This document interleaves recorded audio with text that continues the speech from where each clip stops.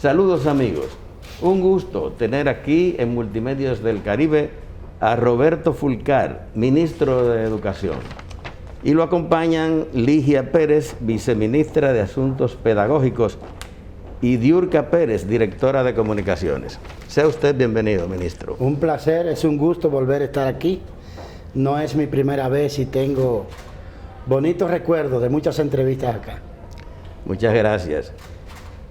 Usted está administrando un ministerio de educación en medio de una situación, como todos sabemos, inédita, única, una pandemia. Y este año lectivo uno sabe o imagina que tiene más que implicaciones también costos. Con relación al último año lectivo, 2019-2020, ¿qué diferencia se está produciendo en términos de costos? ¿Qué le cuesta ahora a la República o qué le ha venido costando montar un programa escolar en unas condiciones tan excepcionales? Mire, realmente el presupuesto de este año es el mismo presupuesto del año pasado. Debió haber sido un poco más, pero por la situación económica en la cual la pandemia ha colocado al país, obviamente no había posibilidad de elevar el presupuesto en este año. De hecho, muchas otras instituciones del Estado recibieron reducciones presupuestarias. Gracias a Dios el presidente quiso mantener el mismo presupuesto para educación. Lo que cambió fueron las prioridades por el nuevo contexto en el que nos toca trabajar. La prioridad, uno de los costos fundamentales de este año ha sido lo del cierre de brechas, por ejemplo. La inversión importante que estamos haciendo. Cierre de brechas digital.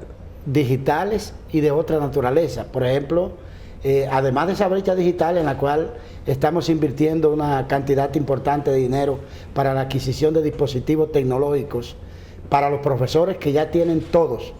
No existe un profesor del sector público al cual no se le haya entregado ya una computadora y además no se le haya capacitado en el uso de tecnologías y también en desarrollo de competencias para la modalidad de educación a distancia. Y a los estudiantes también los estamos dotando de dispositivos tecnológicos. Para eso hicimos una gran licitación el año pasado. Pero otras brechas son, por ejemplo, la brecha de electricidad. Nosotros encontramos cerca de 3.000 planteles sin energía eléctrica y dotarlos de energía eléctrica, de electricidad, conlleva un costo importante. En este momento que se realiza esta entrevista, nosotros estamos preparando en términos de agua potable una gran cantidad de escuelas. ¿Tienen un número?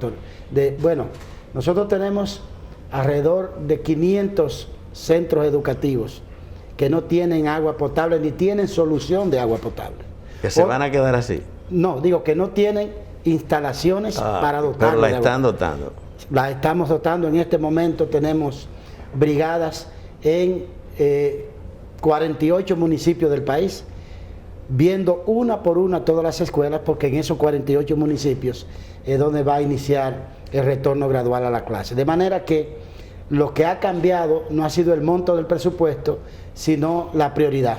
La prioridad es el cierre de brechas, de electricidad, de dotación de dispositivos tecnológicos, de acondicionamiento de la planta física, donde hemos encontrado un problema muy grave, porque cuando comenzamos a invertir el 4% del Producto Interno Bruto en educación, el Estado se desbordó construyendo nuevas escuelas, pero olvidó la planta física existente y entonces tenemos un gran trabajo en marcha para garantizar abandono de la planta física. Mantenimiento. Aquí hay escuelas que en 20 años no recibieron una mano de pintura o no una llave que se dañó hace 5 años y a nadie se le ocurrió que simplemente había que comprar esa llave o repararla para que ahí hubiera agua corriendo, o una escuela que está a 50 metros del paso de las tuberías de INAPA y a nadie se le ocurrió que es importante que esa escuela tenga agua corriente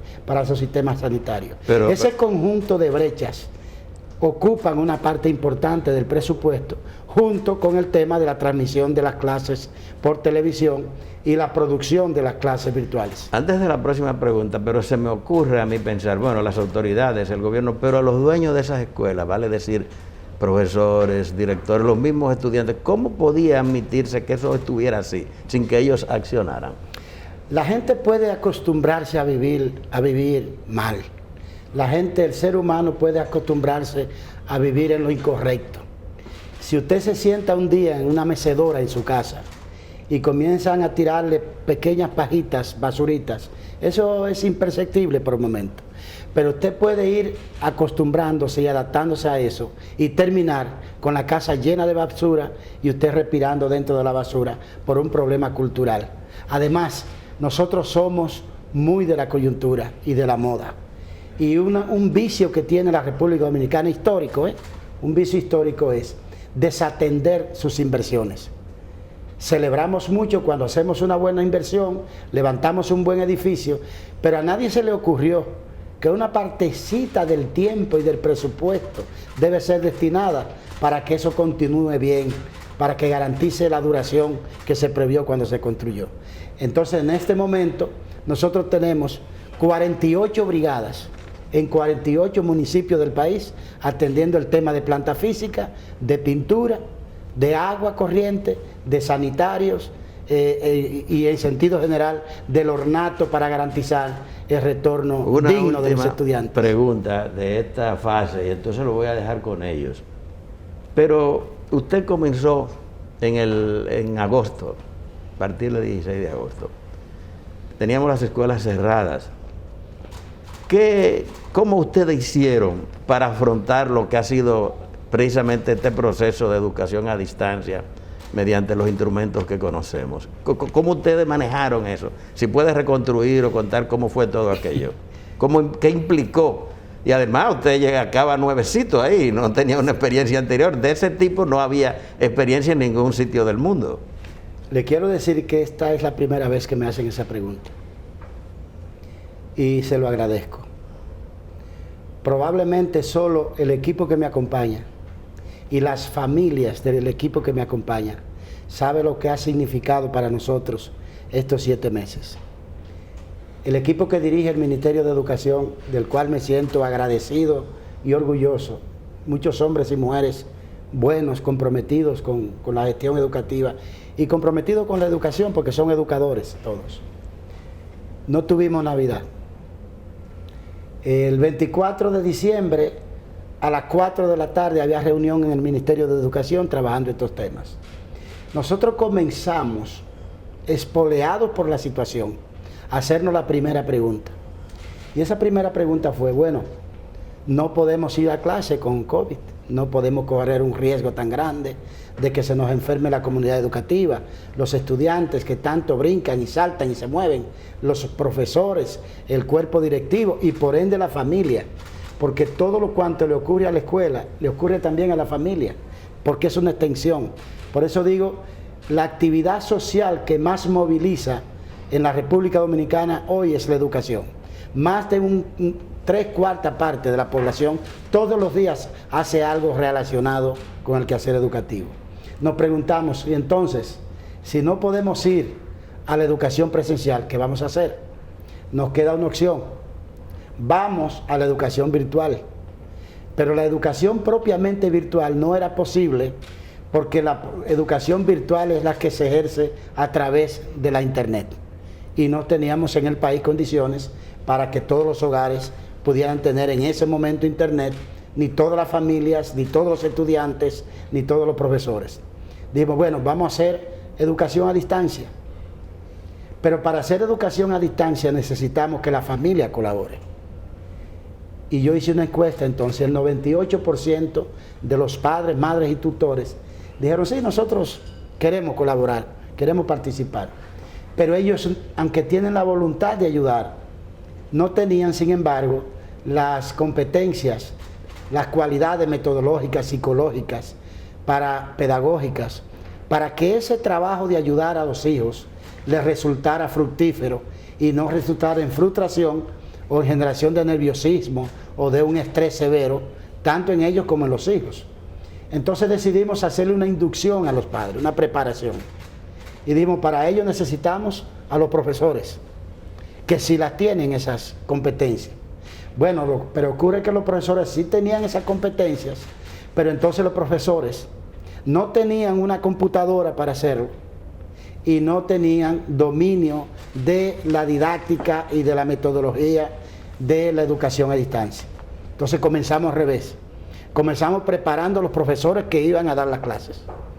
Y le dimos una capacitación a 127,000 profesores, incluyendo más de 20,000 del sector público, del sector privado, a los cuales capacitamos de forma gratuita, sin ningún costo. Y a la vez le dimos también una computadora a cada profesor del sector público. Con ellos y a través de un canal de padres comenzamos a educar a la familia y preparamos lo que llamamos el cuadernillo, que se ha hecho famoso, porque eso permitía que la familia pudiera colaborar con sus estudiantes en el proceso educativo. Pero luego vimos que eso tenía un problema, porque aquí ni la radio llega a todas partes, ni la televisión llega a todas partes, ni la internet llega a todos los hogares. Y nosotros sí tuvimos que hacer por necesidad lo que no ha hecho ningún país del mundo, ninguno, director. México, por ejemplo, tiene avances importantes en lo que tiene que ver con la educación por televisión. Chile o Costa Rica son los pioneros de la producción masiva de material impreso. En algunos países que tienen zonas aisladas, como Brasil, por ejemplo, como El Salvador, han desarrollado buenas experiencias de educación a través de la radio. Pero como nosotros no tenemos un nivel en el país de desarrollo que nos permita con una de esas vías o con uno de esos medios llegar al universo de los estudiantes y de los hogares, nos vimos obligados a hacer una articulación, una combinación multimedios de cuadernillos, de televisión, de radio y de internet. Esa combinación ha sido la que nos ha permitido llegar a todos los hogares. Pero estas soluciones no las leímos en un libro porque no había libro que comprar para estudiar, ver cómo resolver un problema con COVID. No podemos contratar un asesor porque nadie es experto en educación con COVID. Fue inventando, fue recreando situaciones y además vamos a estar claros, los propios problemas empujándonos, las dificultades empujándonos a buscar soluciones alternativas. Todos los días buscábamos soluciones. Y entonces hicimos un llamado a profesores destacados que quisieran ser especie de profesores modelos, que por cierto me preguntan mucho y le preguntan a la viceministra técnico-pedagógica, le preguntan a Diolca y a los funcionarios del MINER, ¿de dónde fue que trajimos esos profesores tan buenos que están en televisión? Esos profesores no llegaron en avión ni en barco aquí. Esos son profesores de la República Dominicana, la mayoría del sector público, otros del sector privado, que los tenemos ahí en las aulas y que nunca tuvieron oportunidad de compartir, de demostrar sus cualidades y su competencia. Y nosotros les hemos dado confianza. No les preguntamos nada que no fuera un casting, buscamos un profesional junto con el equipo de currículum del ministerio, con el equipo de psicología, porque ese es un tema muy delicado. Examinaron como 500, ¿verdad, Ligia? Y de esos escogimos a unos 60, que son los que hoy están dando la clase que ustedes ven por televisión. Así ha sido ese proceso, redescubriéndonos, inventándonos, corriendo riesgos, soportando a veces críticas que nos fortalecen y nos ayudan a encontrar mejores caminos, pero también otras, porque también tenemos gente en la República Dominicana que usted le regala el cielo y no lo disfrutan porque se dedican a buscarle una mancha al cielo.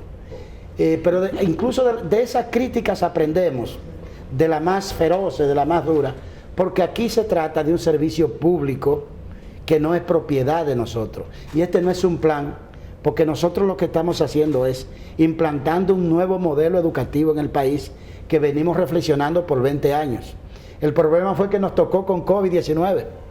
Nadie previó que iba a ser con coronavirus y lo que estamos viendo en este momento es la manera en que el modelo que proponemos puede expresarse en este contexto complicado del coronavirus. Ministro, y esa innovación en la aplicación de ese modelo que estamos innovando, claro, por el propio momento en que se produjo, ¿Ha incidido, ha tenido alguna mella en la calidad que se requiere en la educación? Yo quisiera que Ligia Pérez, nuestra viceministra de Servicios Técnicos Pedagógicos, hable de la calidad y del modelo. Como bien decía el ministro, a raíz de que asumimos la gestión y del contexto que nos ha tocado, pues nos pusimos a buscar alternativas que pudieran suplir una educación de calidad a nuestros estudiantes. Esta innovación, porque realmente, como usted dice, es una innovación, ha incidido de manera muy positiva y de manera contundente. La educación de hoy no es la educación de antes del coronavirus, pero tampoco la educación futura, ese modelo que nosotros proponemos, no es tampoco lo que estamos viviendo ahora. Si se quiere, es como una articulación, una mezcla entre lo mejor del modelo pasado, antes del COVID, y lo que estamos implementando en el día de hoy, en la actualidad, que es este conjunto de multimedia que nos ha llevado a llevar la educación a todos los hogares dominicanos con un currículo priorizado, porque no es un secreto para nadie, yo creo que todos lo sufrimos. Nuestro currículo está sumamente abultado de contenidos irrelevantes y a veces lo que es relevante no se focaliza en las aulas por atender a esa por querer cumplir. Los maestros a veces tienen un dilema, porque para poder cumplir con todos los contenidos que están en ese currículo, que aún declarado un currículo por competencias, realmente eso de ser un currículo por competencia está solo en los papeles, en los documentos, pero en la realidad, en la práctica, no se estaba llevando realmente ese currículo por competencias.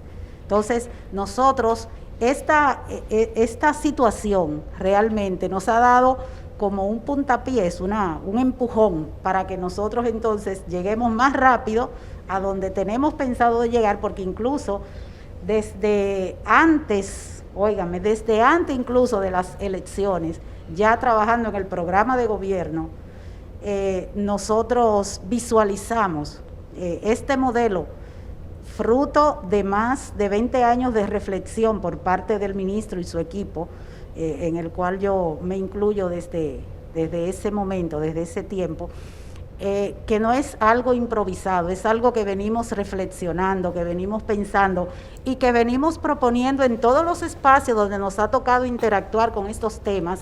Siempre estamos proponiendo eso, pero era como clamar en el desierto, ¿verdad? Pero ahora nosotros tenemos la oportunidad y estamos trabajando para realmente implementar el modelo educativo que nos permita generar calidad en la educación. Entonces, esta forma ha incidido de manera muy positiva. Incluso, en principio, los padres estaban un poco renuentes. Sí, no tanto renuentes, sino como incrédulos de que esto pudiera funcionar. Y no solo los padres y las madres y las familias, sino casi toda la sociedad, porque, como bien dijimos ahorita, nosotros, todas las innovaciones producen esas reacciones de la gente. En principio, incredulidad, si eso va a funcionar, pero desde el momento que comenzaron a salir esas clases por televisión, que la gente vio de lo que se trataba, cuando le escuchaban por la radio, oye, de verdad que la reacción ha sido sorprendente. La gente, incluso yo he escuchado gente, donde quiera que llegamos, la gente nos dice, ay, pero esas clases sí están buenas. Yo estoy tomando clases, alguien me dijo un día, yo he vuelto a tomar clases de francés. Oye, qué profesor tan bueno ese de francés. Yo he vuelto a tomar clases de inglés. Yo no me acordaba de lo que era un adverbio. Y en una clase que estaba tomando mi hija de 5º grado, yo recordé todo eso y refresqué, qué bien, y me puse a conversarlo con mi hija. O sea, las reacciones han sido realmente positivas y esto ha marcado un antes y un después en la educación dominicana. Algunas de las acciones que se están tomando ahora que fue fruto de una emergencia, se van a replicar o van a continuar cuando la situación vuelva a la normalidad, porque de hecho si vemos otras áreas, algunos cambios que ya estaban programados, que ya estaban ideados, hubo que acelerarlo por la situación de la pandemia, y lo que dice usted sugiere que en el caso de la educación hay algunas cosas, algunas acciones que se están realizando ahora producto de la situación que podrían servir en el futuro. ¿Y en qué medida se podrían recuperar estas acciones, estas metodologías? ¿Qué tantas cosas se pueden recuperar o se pueden mantener? Sí, bueno, prácticamente todo. O sea, la educación a distancia no se va a detener. La educación a distancia va a venir a reforzar realmente la presencialidad, porque el uso de la tecnología, que es algo que está desde muchísimos años, digamos, cacareándose, que sí, que se está empleando la tecnología, pero no con una visión pedagógica realmente, que es lo que nosotros le hemos impregnado a esto. O sea, usar la tecnología no es saber prender la computadora, saber bajar un archivo, eso no es el uso de la tecnología aplicada a la educación, que es en lo que nosotros hemos capacitado y vamos a seguir capacitando, porque cada día hay innovaciones que nosotros tenemos que irlas incorporando y siempre entran maestros nuevos que hay que irlos también capacitando y también actualizando a los que ya están capacitados. O sea, este es un proceso continuo, no es ya capacitamos tanto y no nos detenemos ahí, continuamos capacitando. Y ahora, a partir del día 6, que como bien anunció el ministro, ya retornamos a las aulas bajo las condiciones que nos ha indicado Salud Pública, pues como el retorno es voluntario, quizás haya un padre, una familia que no quiere enviar a sus hijos, perfecto, es su derecho y lo contempla el protocolo, pero no pasa nada, porque ese niño va a continuar, o esa niña van a continuar recibiendo sus clases por televisión, como hasta ahora lo han estado haciendo, y el maestro o la maestra dándole seguimiento, como hasta ahora han estado haciendo desde que inició el año escolar.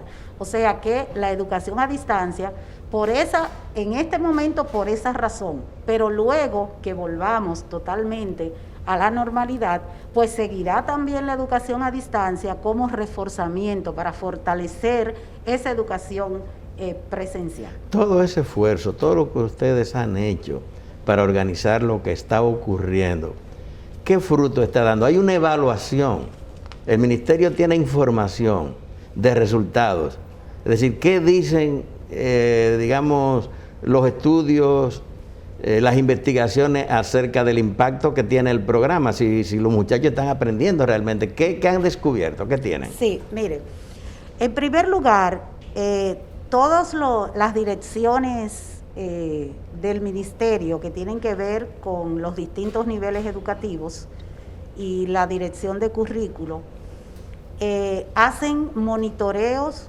mensualmente de cómo han ido en base, claro, porque nosotros tenemos que evaluar en base a los recursos que estamos utilizando y la metodología y el currículum priorizado que estamos utilizando. Entonces, los directores de niveles y los equipos del MINER pues monitorean mensualmente cómo están digamos, devolviendo esas tareas, esos trabajos, los estudiantes, y eso se está registrando y ellos tienen unas orientaciones de cómo van a ir realizando esa evaluación, porque, ojo, tenemos que sacarnos de la cabeza lo que son los exámenes como instrumentos de evaluación, como instrumentos, porque no son instrumentos de evaluación, más bien de medición.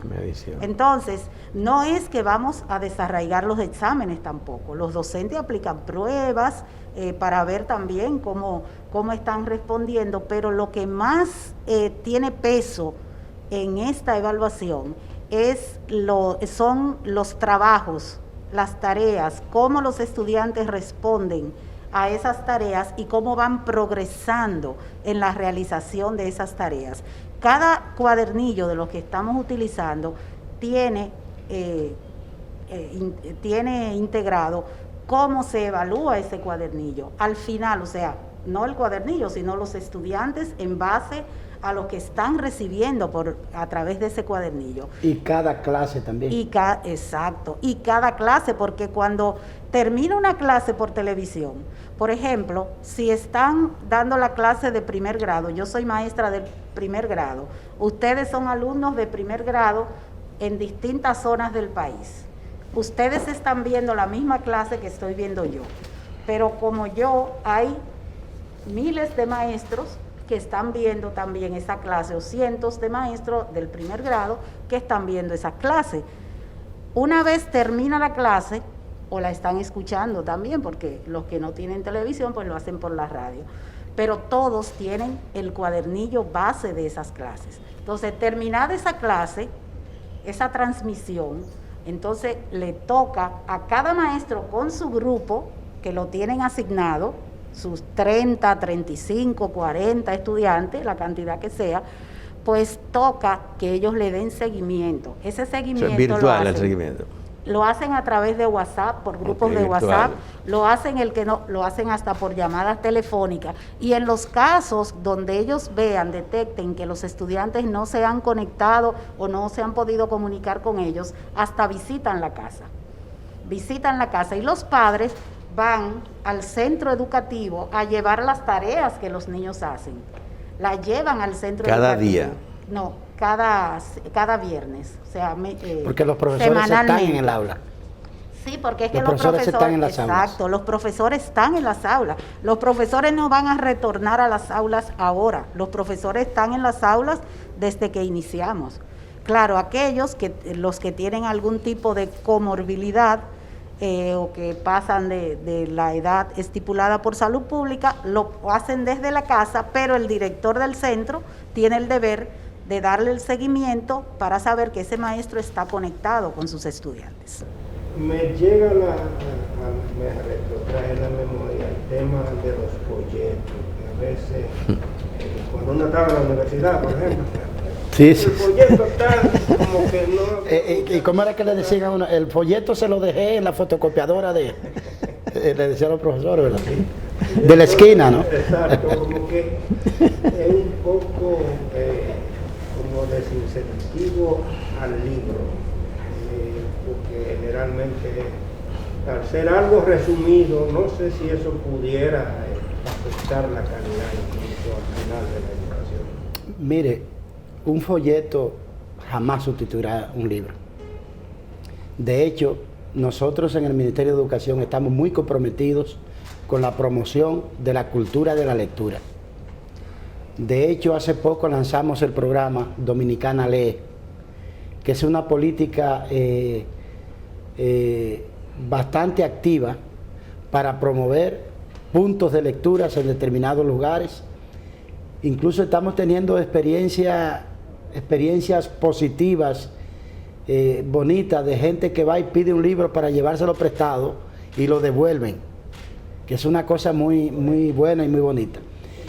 Este cuadernillo no es un folleto, porque un folleto es un resumen de un contenido o de una revista. Esto no es contenido, esto es más metodología.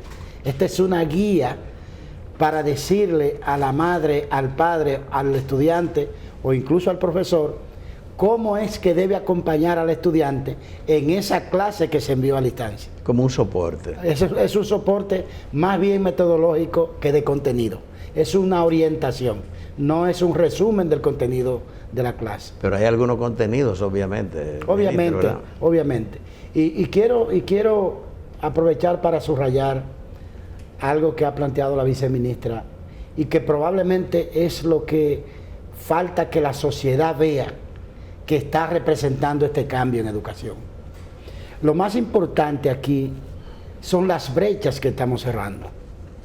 Por ejemplo, esa excelente profesora modelo de lengua española de 4º grado que está dando clase y la estamos transmitiendo a través de la televisión, esa misma clase con esa misma profesora a través de ese mismo medio y con ese mismo currículum la está recibiendo un niño de un batey, un niño de un campo, o un niño de Piantini o de Naco. Ese es un cierre de brecha social trascendental, revolucionario en el país. El hecho de que esta situación nos haya obligado a dotar a todos los profesores del país de un dispositivo tecnológico, eso es un salto en uno de los factores de la calidad de la educación, que es el factor docente. Los maestros son fundamentales en el tema de la calidad de la educación. El esfuerzo que está haciendo el Estado dominicano por garantizar que todos los centros educativos del país, el 100%, este año va a terminar el 100% con electricidad. Esa es nuestra meta. Que este mismo año no quede un plantel que no tenga electricidad. Ese es un cierre de brecha trascendental. El hecho de garantizar, como estamos procurando, todavía faltan muchos, nos faltan muchos, porque a veces me dicen, mira, pero allá hay una escuela que no tiene luz, energía eléctrica. Yo digo, yo te puedo enseñar 100 que no tienen. O sea, eso no es novedad, eso es lo que estamos solucionando. El hecho de que nosotros estemos procurando que cada plantel disponga de internet, ahí en el plantel, ese es un salto contundente en materia de inclusión social y en materia de oportunidad educativa. El hecho de que los mismos métodos de evaluación, los mismos contenidos, el mismo currículum y en los mismos niveles de calidad de la producción de las clases y de la transmisión de la clase le esté llegando por igual a todos los estudiantes del país, ese es un salto en términos de cierre de brechas. Y probablemente, por lo menos para nosotros, el mérito más grande del nuevo modelo educativo que estamos impulsando es que ha servido de vehículo para cerrar brechas que no son la educación, sino a través de la educación, impuesto también por la misma realidad, por la presión. Por eso que usted dice, por la presencia de la COVID, la crisis, ¿está sugiriendo que se ha elevado el nivel de la educación, la calidad? Mire, yo no quiero hacer adivinación porque uno tiene que esperar evaluar, y soy muy riguroso con los temas de evaluación para hacer una afirmación. Pero yo no tengo absolutamente ninguna duda que lo que estamos haciendo va a constituir una transformación cualitativa y cuantitativa y social de la educación en la República Dominicana. De hecho, el modelo que proponemos, por eso lo denominamos educación para vivir mejor. Si la educación no sirve para transformar la vida de las personas, no es educación de calidad. Si hay un parámetro para determinar si un sistema educativo es cualitativo, es si ese sistema contribuye a que la gente viva mejor. Nosotros pensamos que un pueblo más educado es un pueblo más sano, más saludable, que un pueblo más educado es un pueblo menos violento, que un pueblo más educado es un pueblo con menos discriminación y menos fobia, que un pueblo más educado es uno que no maltrata a los animales, que un pueblo más educado es uno que cruza menos el semáforo en rojo. De hecho, por eso nosotros decimos, esto no solamente salto tecnológico en la calidad, es global. Nosotros tomamos, como ha dicho la viceministra Ligia Pérez, lo mejor de la experiencia de la vieja presencialidad.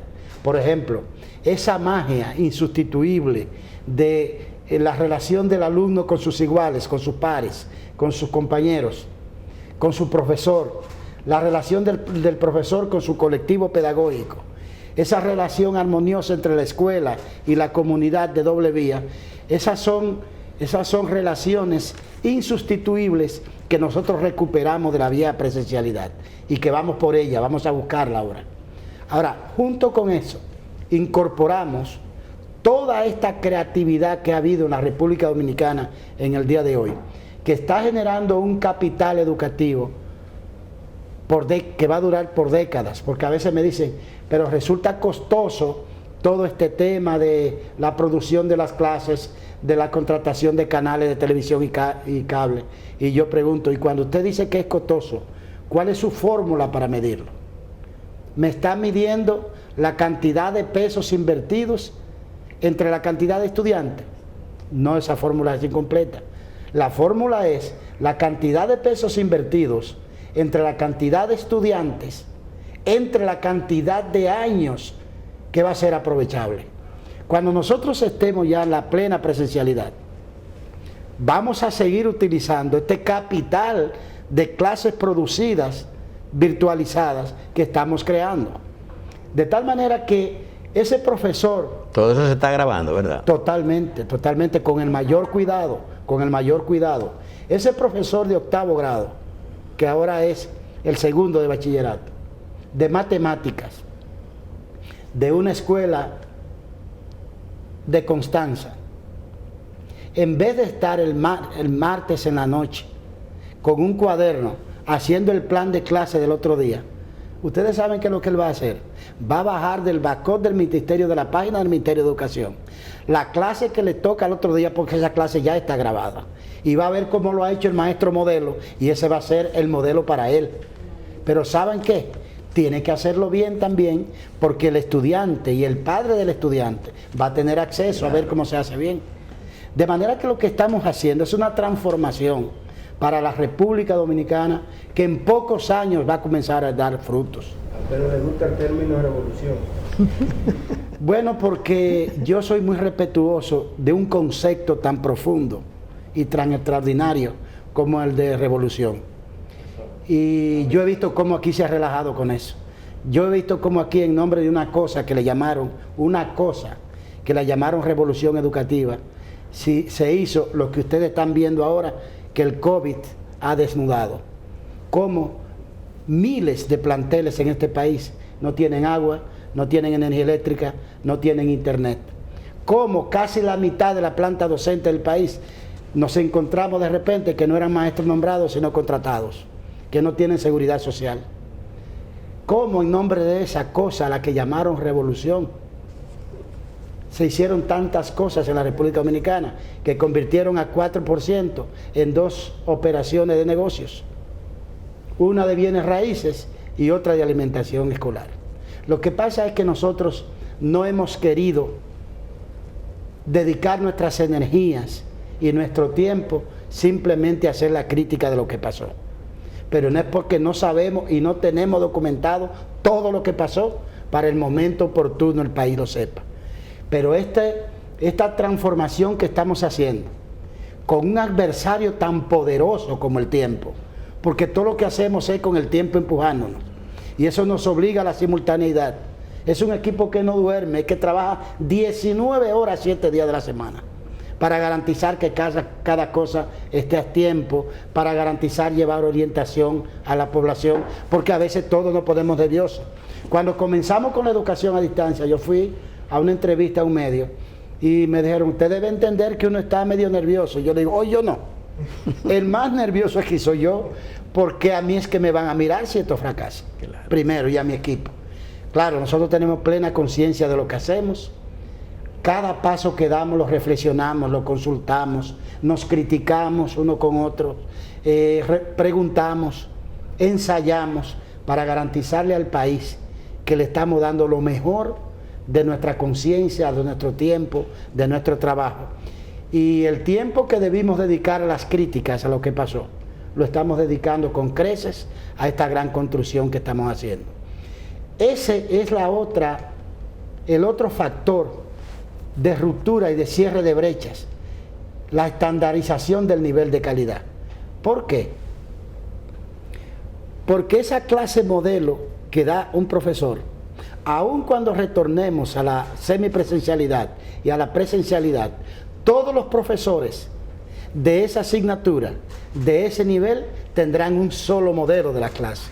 Allá en la frontera, acá en la capital, en Santiago, en Samaná, en Montecristi, en Dajabón, en Elías Piñas, en Asua, en todas partes. Y vamos a encaminarnos al sueño de nuestro modelo educativo de que en la República Dominicana es una sola. Y si la República Dominicana es un solo país, debe tener una sola educación. No importa que se sirva desde manos privadas o desde manos públicas.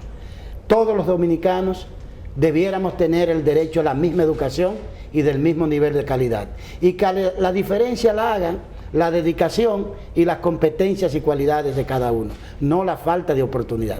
Ministro, ahorita usted mencionaba, a propósito de esto de la revolución educativa, lo que se llamó así. De la cosa, sí. Sí, usted mencionó un aspecto muy concreto que sí se hizo, que es evidente. usted dijo como un desbordamiento de construcción de estructuras, de construcción de aulas. Sí. Y que se descuidaron las estructuras existentes. Pero nosotros tenemos muchos años escuchando el tema del déficit de aulas que hay en el país. ¿En alguna medida se ha logrado controlar? ¿Cuál es la situación actual? Todavía se necesita, a pesar de ese desbordamiento, se necesita construir más aulas. ¿Cuál es la situación actualmente? Obviamente el déficit de aula después del 4% se ha reducido significativamente. De hecho, en este año escolar nosotros no hemos iniciado aulas nuevas, sino que hemos ido a recuperar las que tenemos. Porque aquí hay un tema de prioridad. Nosotros no somos un país rico. Nosotros tenemos que priorizar los recursos limitados de que dispone el Estado Dominicano, que por cierto ha hecho una inversión importante en educación. Y entonces, en términos de planta física, nuestra principal prioridad en este año escolar es la de garantizar, recuperar la planta física existente, reorientar los lugares de la plantación de planta física. Usted sabe que en este país hay escuelas construidas en comunidades que no habitan personas. ¿Cómo? Porque ahí había que comprarle un solar a alguien. ¿Eso ¿Cuántos es así? casos? Bueno, no le voy a decir el número porque no lo tenemos contados, pero sí tenemos casos y le vamos a suministrar pronto. Eso casos es insólito. Casos como eso. O una escuela que hace 10 años la construyeron, entre comillas, y la dejaron sin terminar y nadie sabe por qué. Bueno, de esa hay muchos casos. O un ingeniero que va al Ministerio de Educación y le dice, mire, yo en un sorteo me saqué una escuela, o yo participé en un concurso para construir una escuela. ¿Y usted ganó el concurso? Le preguntamos, sí. Bueno, pero vamos a ver, la está construyendo, le pagaron. No, porque no he encontrado el terreno donde la voy a hacer, porque nadie me dijo que había terreno. Era la necesidad de hacer esa asignación de esa obra. Nuestro fuerte en materia de planta física va a venir cuando comencemos el proceso de transformación, que es una de las políticas que estamos haciendo. Cuando comencemos el proceso de transformación de liceos tradicionales en institutos politécnicos. ¿Por qué? Porque la empleabilidad es uno de los pilares del modelo educativo de educación para vivir mejor. Eso significa que el país debiera aspirar a que sus bachilleres graduados puedan, si quieren, continuar sus estudios universitarios, pero si quieren y necesitan, puedan vivir de lo que aprendieron en el bachillerato. Hasta el día de hoy, un bachillerato es básicamente para darte un derecho a ir a la universidad y a colocar en el lado izquierdo de la mesa, frente a la mesa del comedor de la casa, para satisfacción de papá y mamá, un papel que te dice que tú eres bachiller. Y cuando vas a buscar trabajo, te preguntan qué sabes hacer. Y tú vas a responder una de dos cosas. O como buen dominicano dice, yo sé de todo. O como persona sensata va a decir, no sé de nada. Entonces, la empleabilidad la vamos a procurar a partir de la transformación del currículum y la transformación de las instituciones de educación media, que son los liceos tradicionales, en una buena parte en institutos politécnicos. Claro, eso es un proceso, porque esa es una transformación bastante costosa y bastante trabajada en materia de reorientación de los planes de estudios y del currículum. Ministro, ¿qué hacer con, digamos, las condicionantes de la ADP, por llamarla de alguna manera, respecto a la presencialidad? Que ellos dicen, bueno, vamos, pero sí, pero si aquella cosa o esta.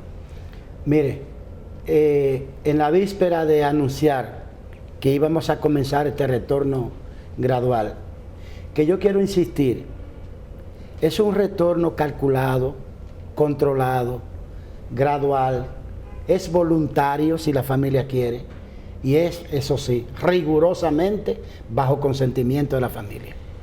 Todo niño que asista a la escuela debe tener por escrito un papel, un consentimiento escrito de su padre, de su madre o de la persona que ejerza su tutoría.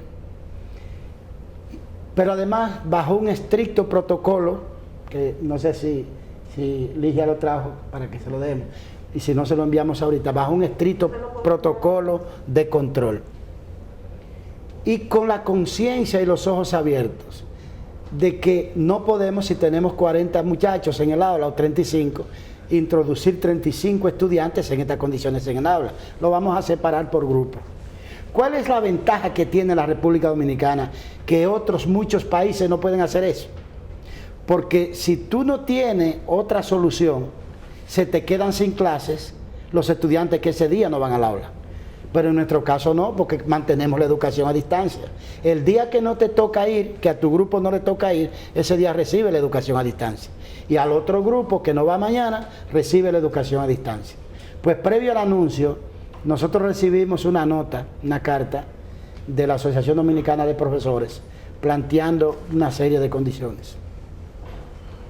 Y nosotros, siguiendo la política que hemos tenido frente al gremio y frente a toda la sociedad civil, a todas las instituciones, le decimos, ¿por qué en vez de mandarnos cartas, no nos juntamos y hablamos? El mismo día le dije, ¿ustedes quieren conversar? Yo hoy puedo, tumbo cualquier otro compromiso de mi agenda y vámonos a reunir. Cuando nos reunimos, todo lo que ellos plantearon, nosotros estábamos de acuerdo. Es parte del protocolo. Ellos dicen que se prioricen a los profesores en la línea de la vacunación. Bueno, ya nosotros habíamos hablado con el presidente de la República y con la vicepresidente Raquel Peña, que coordina el Gabinete de Salud, y con el Ministerio de Salud para esa prioridad. Se están vacunando. Y se están vacunando. Quiero anunciarle hoy a ustedes aquí, es la primera noticia que damos al respecto, que al día de hoy que se produce esta entrevista, llevamos el 82% de los profesores vacunados ya. De manera que de aquí al 6, yo espero que hayamos vacunado, salvo alguna excepción que pueda ocurrir, pero a la casi totalidad de los profesores. ¿Cuántos son los profesores? Los profesores son 113,000 del sector público y unos 30,000 del sector privado. En general, Yo quiero decir que también estamos incluyendo los centros de vacunación que organizamos, estamos incluyendo el personal de los colegios privados. en general se puede decir que hay una suerte ya de consenso entre ustedes y la ADP. Bueno, de todos los temas que nos plantearon, todos los temas se están cumpliendo, están en el programa, algunos ya se han aplicado. Bueno, solo una que no pudimos complacerlo porque no depende de nosotros.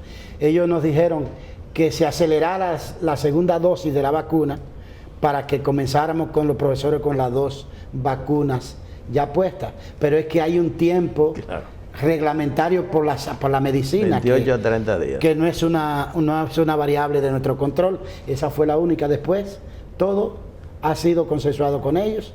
Después dijeron, pero eso es porque también le han fallado mucho en muchos compromisos que han hecho con ellos y no les cumplen. Yo no, pero todo lo que hemos hablado, yo se lo pongo en el papel y se lo firmo también. Ministro. Y ellos tienen una carta del ministro confirmando todos esos temas y yo espero que no haya ningún problema. Obviamente, existen voces que no necesariamente son la totalidad de la organización del gremio, que el día que no hacen una crítica no duermen, ni son felices. Una precisión. Y yo quiero que sigan viviendo esa gente, entonces que hagan su crítica. Eso, ese 82% son como 93,000. Como alrededor de 90,000 profesores. Sí. Ministro. Porque lo que hicimos fue, incluso dentro de la cadena de vacunación, priorizamos los profesores de los 48 municipios que entran al 6. Ayer hicimos un balance con los directores regionales y de distritos, y en ese balance de esos 48 municipios estamos en el 87% hoy. Aquellos hogares carenciados, aquellas familias que el Ministerio de Educación, digamos, tiene una suerte de asistencia a los estudiantes y al hogar mismo, ¿cómo lo han manejado en la pandemia? La alimentación se refiere. En general, habían algunos servicios que Sí. tenían que ver con alimentación y algunos tipos de subsidios. Sí, mire, en el tema de la alimentación, que es la parte que tiene que ver con nosotros, ahí nos vimos obligados también a hacer una transformación, la que obligó la realidad. De manera que dejamos de servir alimentos cocidos y le servimos una canasta cruda. Y eso de llega alimentos. todos los meses. Todas las semanas. Todas las llega. semanas. Ahora lo pusimos durante la pandemia por 15 días, pero con las mismas cantidades. Pero eso no se ha descontinuado en ningún momento de la pandemia. Ministro, probablemente entre las cosas, los asuntos, los temas que nosotros venimos planteando, no incluyen algunos asuntos que probablemente usted quisiera compartir con la audiencia o con nosotros mismos y que quizás pueden ser de interés, que sin embargo nosotros no hemos acertado para hacerlo decir. Si tiene alguna cosa que agregar, alguna consideración, algún anuncio, algún elemento nuevo que no hayamos abordado en esta conversación, usted puede hacerlo. Bueno, yo pienso que hemos tenido una de las conversaciones más profundas que he tenido en los últimos meses. Lo que quisiera es, a través de ustedes, compartir con la sociedad dominicana el hecho de que lo que estamos haciendo en educación es probablemente lo que se ha debido hacer hace décadas. Y si hubiésemos resuelto problemas acumulados del país, hoy estuviésemos más lejos. Un amigo me dijo recientemente, un periodista, yo estoy enamorado del modelo que están implementando, aunque tengo mis críticas, digo, obvio. Lo malo es que no me las ha dicho para ver en qué corrijo. Dice, no, porque hay problemas de electricidad en muchas escuelas. Y yo le dije, pero la falta de electricidad no tiene que ver con el modelo educativo. El modelo educativo es víctima de esa falta de electricidad, que es una brecha social acumulada, o la falta de internet, o la falta de la dotación de un dispositivo tecnológico en los estudiantes o en los profesores, o internet en el plantel. Esos no son problemas del modelo educativo, esos son problemas, variables externas que afectan la implementación del modelo educativo, pero que gracias a Dios la propia implementación del nuevo modelo está empujando a que esas variables, aunque no son propiamente de la educación esté sirviendo como punto de inflexión para que se terminen de resolver, por un lado. Por otro lado, yo quiero insistir que este no es un plan de un ministro, de un equipo de gestión, de un gobierno, ni de un partido.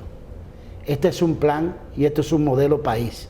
Esta es la creatividad de la República Dominicana.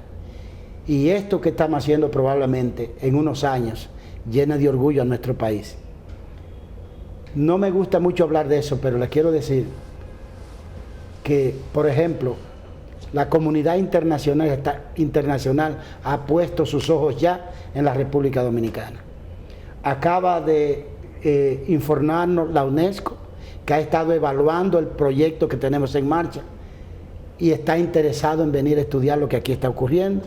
Y nos acaban de donar, por ejemplo, 50 laboratorios de ciencia, porque tenemos el interés.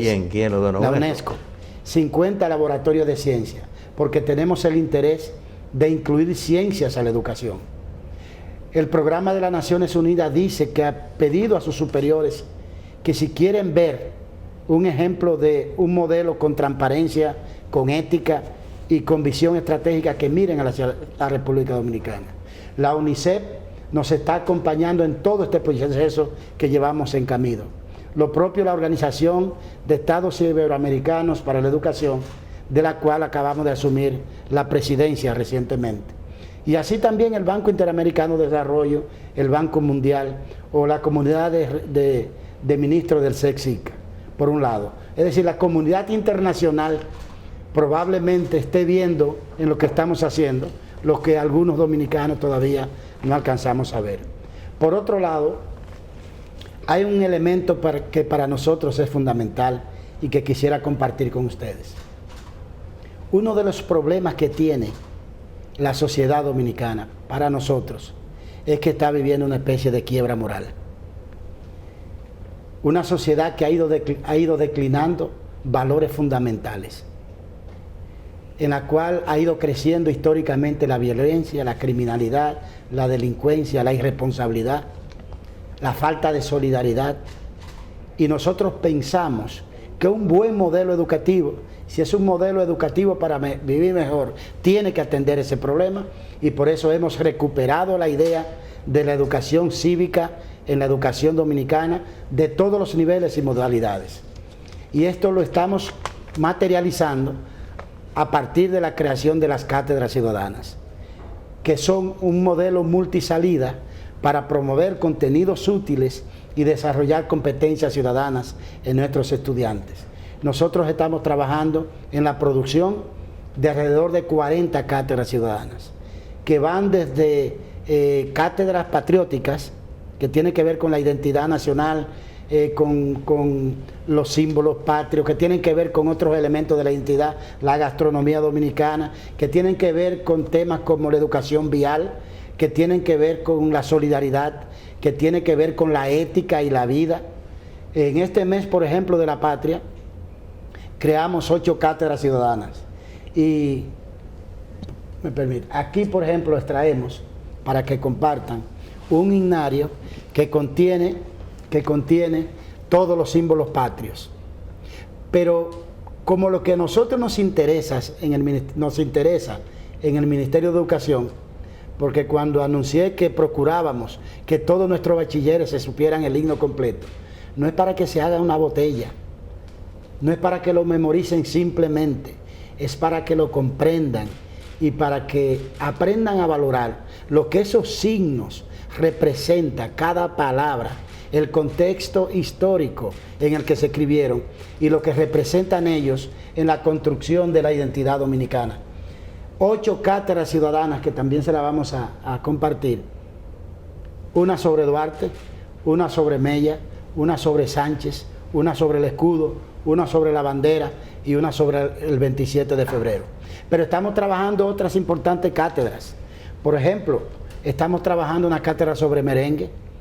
Nuestra juventud tiene que saber qué es lo que el merengue históricamente ha representado en nuestra conformación histórica, como nación, como país. Imagino que hay una sobre la Constitución, ¿verdad? Ya grabamos, ya hicimos la cátedra Constitución en un acuerdo con el Tribunal Constitucional, ya grabamos la cátedra, pero oigan qué cosa más hermosa. Hicimos, por ejemplo, con el presidente del tribunal, una cátedra formal, más adulta, más para los bachilleres, los que están cerca de terminar. Y entonces con estudiantes, con niños y niñas, hemos puesto que ellos uno con otros se enseñen. Por ejemplo, una niña enseñándole a su compañerito que es un derecho y cuáles derechos tienen de los niños: derecho a una familia, derecho a un hogar, derecho a la educación, derecho a ser respetados. Estamos trabajando la cátedra Constitución. Hicimos un acuerdo también con el Instituto Duartiano. Ya estamos produciendo la cátedra Medio Ambiente. Estamos trabajando en la producción de la cátedra de Educación Vial, porque pienso que es en la escuela donde vamos a enseñar que no debemos pasar el semáforo en rojo. Es decir, en un resumen, nosotros quisiéramos, más que titular bachilleres, es graduar ciudadanos. Señor ministro. Ese es parte de los pilares del modelo educativo, Educación para Vivir Mejor, que proponemos y que pedimos con toda humildad a toda la sociedad dominicana, a las familias, a los profesionales, especialmente a ustedes, que son la correa de comunicación de lo que hacemos con la sociedad, a que nos ayuden con sus opiniones, con sus críticas, con su propuesta, a concretar este modelo educativo que probablemente sea el antes y después de nuestra querida República Dominicana.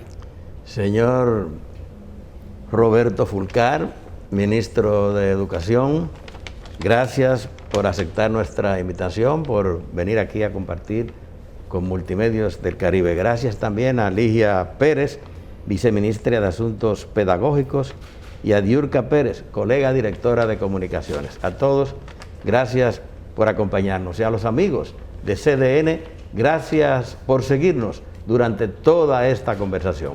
Pásenla bien.